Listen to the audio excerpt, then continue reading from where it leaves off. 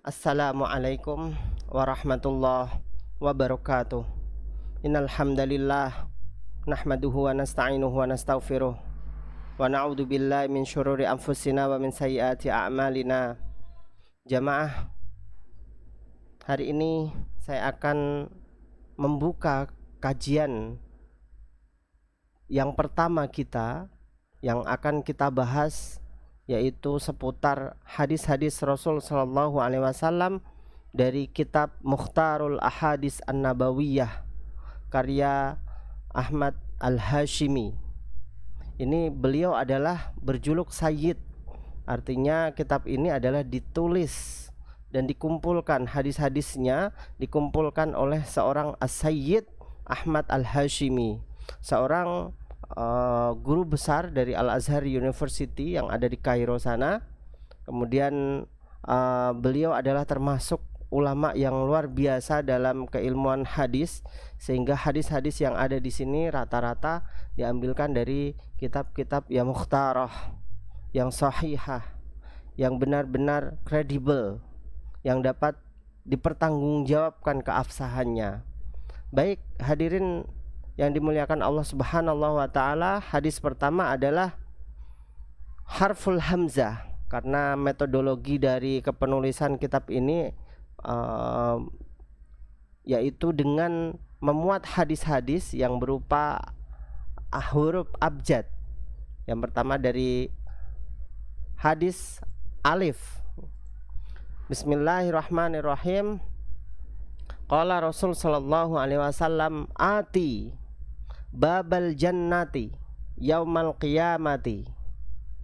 Ati, saya datang, babal jannati, ke pintu surga, yaumal qiyamati, pada hari kiamat nanti, fa'astaftihu, dan saya minta untuk dibukakan pintu surga. Fayaqulu al-khazin, kemudian berkata seorang penjaga surga, man anta, siapakah engkau? Fa'aqulu Muhammadun, aku berkata saya Muhammad. Fayaqulu bika umirtu alla aftaha li ahadin qablaka, karenamulah aku diperintahkan agar aku tidak membukakan siapapun kecuali engkau untuk pertama kali. Jadi bisa kita ambil kesimpulan dari hadis ini, Rasul sallallahu alaihi wasallam adalah seorang yang akan pertama kali masuk surganya Allah Subhanahu wa taala. Kemudian diikuti para sahabat-sahabatnya as-sabiqunal awwalun, seperti yang difirmankan oleh Allah, was-sabiqunas sabiqun, orang-orang yang masuk Islam pertama kali adalah orang-orang yang akan masuk surga untuk pertama kali. Ulaika humul muqarrabun, mereka adalah orang-orang yang didekatkan kepada Allah Subhanahu wa taala fi jannatin na'im, di surganya Allah yang penuh kenikmatan. Yang pertama kali yang akan masuk surga nanti adalah Rasul sallallahu alaihi wasallam. Tidak ada rasul-rasul yang lain kecuali Rasul sallallahu alaihi wasallam. Ini clear. Kita wajib untuk meyakininya. Kenapa seperti itu? Di antara jutaan manusia terpilihlah para utusan-utusan Allah Subhanahu wa taala.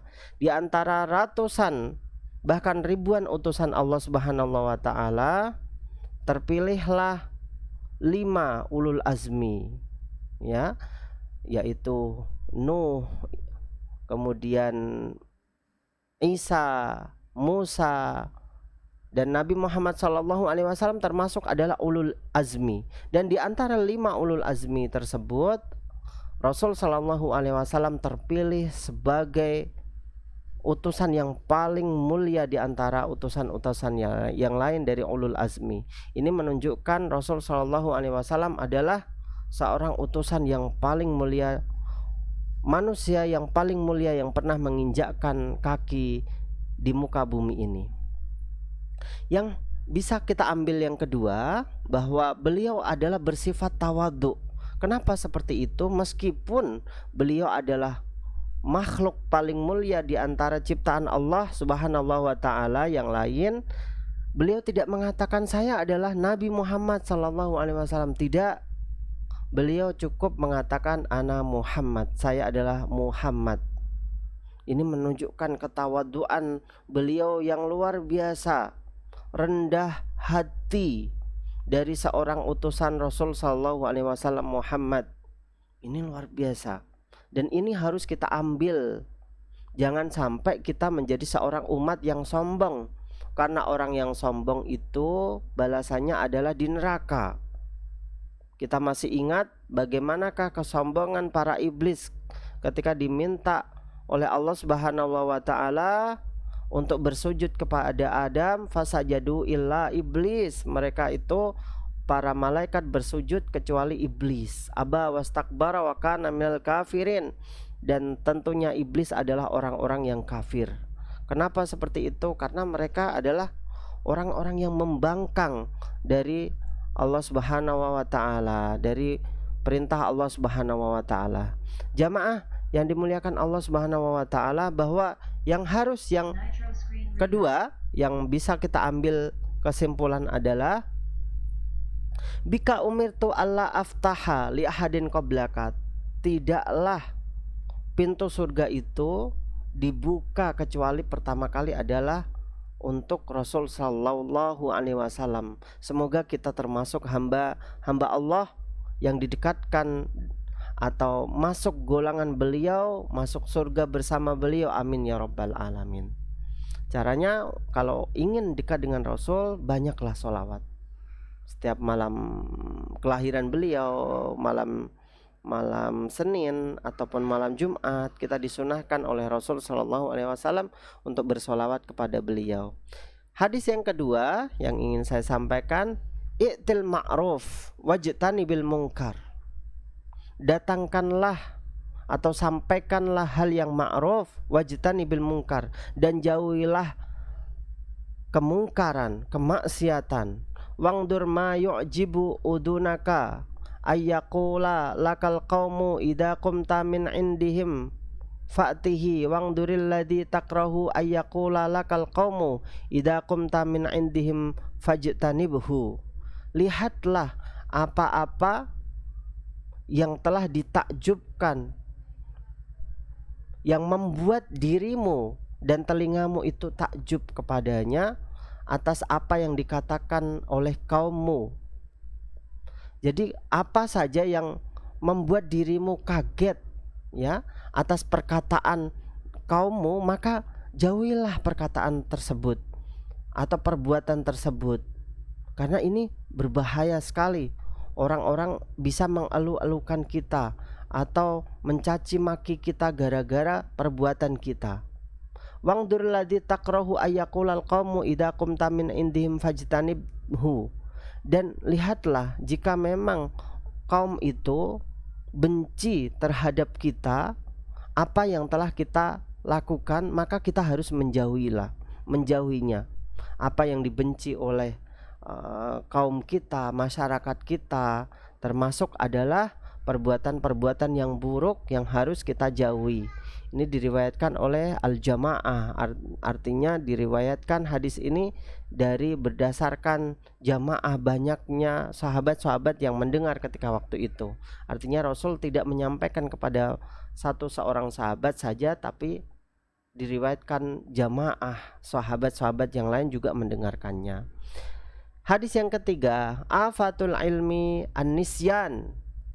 Ya, bahayanya dari ilmu adalah lupa. Wa idha'atuhu an tuhaddisa bihi ghaira ahlihi. Dan orang-orang yang menyanyiakan ilmu adalah orang yang berkata tapi dia bukanlah orang yang tidak ahlinya. Dia berkomentar tentang keilmuan tertentu tapi dia bukan ahlinya. Dia berkomentar tentang kesehatan tapi dia bukan ahlinya. Dia dipegangi mobil, motor untuk mendandani atau mereparasi motor tersebut, mobil tersebut, tapi dia bukan ahlinya. Tentulah kalau orang-orang yang tidak ahlinya diserahi jabatan tertentu, maka fantadir sa'ah, maka tunggulah kehancurannya. Begitu juga dalam kehidupan kita. Kalau memang kita bukan ahli tertentu dalam menjabat sesuatu, maka kita tidak boleh mengatakan bahwa kita adalah ahlinya. Biarkan saya menjabat ini dan itu. Apalagi kita sampai menyogok sana sini untuk mengambil jabatan tertentu, itu adalah haram hukumnya. Tidak boleh. Maka disinilah, kalau memang kita bukan ahlinya, jangan sampai kita berkata tentang keilmuan tertentu. Tidak bisa. Ahli hadis, berkatalah tentang hadis. Ahli Al-Quran dan Al-Hadis juga demikian. Kalau memang kita ahli dalam pendidikan, maka kita bisa berbicara tentang pendidikan. Jangan sampai kita kemudian bukan ahli pendidikan, kita berkata tentang pendidikan. Hadis yang keempat, afatud dini salah satun. Bahaya dari agama ini ada 4 atau 3 hal. Pertama adalah faqihun fajirun, orang yang ahli fikih tapi dia adalah orang yang durhaka kepada Allah Subhanahu wa taala. Dia tahu halal haram hukum Allah Subhanahu wa taala, tapi dia berusaha untuk menerjangnya, untuk menghalalkan apa yang diharamkan oleh Allah Subhanahu wa taala. Ini adalah bahaya. Dia tahu korupsi ini haram, tentulah dia haruslah tidak mengerjakannya atau menjauhinya, tapi dia ternyata dekat dengan yang namanya korupsi tersebut. Dia tahu bahwa perzinahan itu adalah haram, tapi dia mencoba untuk mendekatinya. Ini adalah faqihun fajirun. Yang kedua adalah imamun jairun, yaitu pemimpin yang zalim. Ini pemimpin ini adalah setiap orang yang menjabat di tengah-tengah kita, baik itu kita menjadi seorang pemimpin rumah tangga, menjadi pemimpin madrasah, sekolah, perusahaan, ataupun rektor dalam suatu universitas, ataupun dekan dan lain sebagainya. Kita adalah pemimpin bagi masyarakat kita. Skop kecil adalah keluarga, pasti kita adalah menjadi seorang pemimpin keluarga, atau pemimpin untuk anak-anak bagi seorang perempuan, atau ibu-ibu adalah pemimpin anak-anaknya. Dan orang yang dapat untuk mempertanggungjawabkan kepemimpinannya, maka dia disebut sebagai imamun adil, pemimpin yang adil. Orang yang seperti itu akan mendapatkan naungan di sisi Allah Subhanahu wa taala, yaumala la dzilla illa dzilluh. Hari tidak ada naungan di sisi Allah kecuali naungan Allah Subhanahu wa taala. Itu adalah orang-orang yang akan mendapatkan naungan di sisi Allah Subhanahu wa taala. Tapi orang yang imam jair, orang yang imam pemimpin jair yang zalim, maka dia tidak akan mendapatkan apa-apa kecuali siksanya Allah, nauzubillah min dzalik.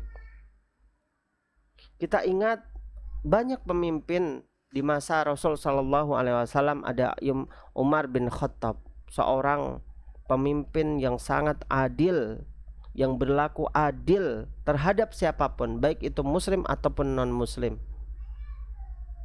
Bahwa suatu ketika seorang non muslim dari Qibti, dari Mesir sana, setelah Mesir ditaklukkan oleh Umar bin Khattab yang menjadi seorang khalifah, gubernur Mesir Amr bin Al-As namanya, suatu ketika dia mempunyai anak itu mempunyai kuda yang hebat sekali. Dan di jalan ternyata kuda itu disalib oleh orang-orang Qibti, orang-orang Kristen Koptik. Dan dia tidak menerimakan persalipan kudanya yang hebat tersebut. Kemudian dikejarnya, kemudian dicambuklah seorang yang mempunyai kuda tersebut. Tidak sopan dengan anaknya gubernur. Disitulah kemudian orang Kristen Koptik lapor ke Madinah. Dia datang ke Madinah, lapor kepada pemimpin yang adil, Umar bin Khattab. Kemudian dipanggillah Amr bin Al-As yang ada di kota Kairo untuk menghadap ke Madinah beserta anaknya. Disitulah persidangan dimulai. Engkau pernah memukul dia? Ya. Berapa kali? 5 kali. Cambuk dia. Sama seperti halnya dia pernah menyambukmu. kemudian dicambuk 5 kali, sama seperti yang disampaikan yang dicambuk oleh anaknya gubernur Mesir tersebut. Ini menunjukkan bahwa keadilan ini haruslah ditegakkan, baik itu muslim ataupun non muslim. Allah berfirman dalam Al-Qur'annya, la yanhakumullah 'anil ladzina lam yuqatilukum fid din wa lam yukhrijukum min diyarikum an tabarruhum wa tuqsitu ilaihim. Tidaklah dilarang kalian itu berbuat baik dan berbuat adil pada orang-orang kafir yang tidak membunuhmu dan mengusirmu dari rumahmu. Artinya kalau memang dia adalah bukan orang yang membunuh kita serta tidak mengusir kita dari tempat tinggal kita, maka haram hukumnya kita kemudian mengusirnya, mencaci makinya. Kita wajib untuk berbuat adil dengannya. Sama seperti yang ada di dalam Indonesia, kafir yang ada di Indonesia atau non muslim yang ada di Indonesia ini adalah orang non muslim mu'ahad atau kafir mu'ahad. Mu'ahad itu artinya apa? Orang yang mengikat janji untuk menjadi satu kesatuan, untuk menjaga NKRI di suatu negara, meskipun kita adalah komunitas muslim terbesar di dunia. Ini yang harus kita lakukan terhadap orang-orang non muslim lainnya. Jamaah rahimakumullah, semoga bermanfaat 4 hadis ini. Insya Allah kita akan lanjutkan di malam-malam berikutnya. Terima kasih. Wassalamualaikum warahmatullahi wabarakatuh.